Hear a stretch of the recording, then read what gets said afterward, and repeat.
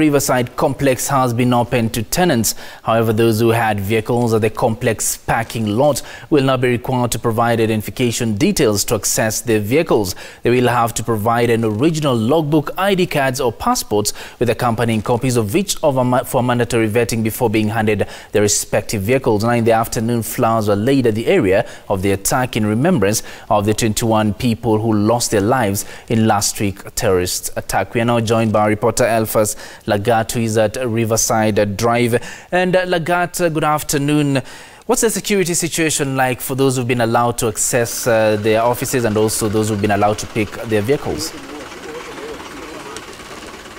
Precisely, thank you very much, Orari. Indeed, as you've mentioned, there's been a very thorough vetting before anyone is allowed to access their vehicle that was parked in the parking lot of Riverside complex.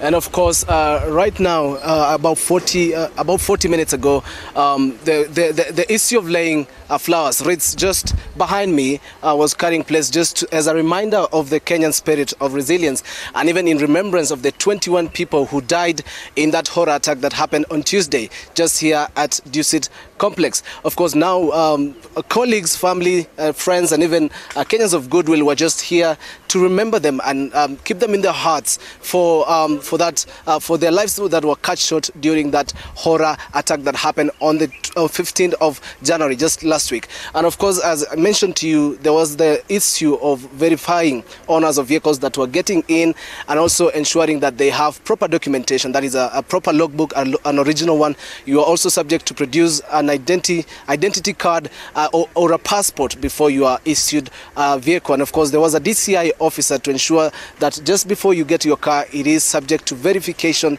and to ensure that just before you take it, the officers are done with it. And now we've stayed just here for hours following up on this. And of course, as I mentioned, there was a memorial service just a few minutes ago as Kenyans, colleagues and friends laid flowers here and held a 1 minute silence in remembrance of those brave Kenyans who lost their lives. Of course, in Sitam Valley Road earlier in the day as well, there was a memorial service to remember the 6 young men who died a brave death rescuing their fellow colleagues in that situation that was turning into a hostage situation in Riverside D2. But fortunately, of course, it took 19 hours for the security officers to neutralize the target and of course get more than 700 Kenyans to safety. So of course we're still here at the Riverside, just outside Riverside complex, and we've spoken to a couple of people. One of them is I just spoke to James Mureu, who is the National Vice Chairman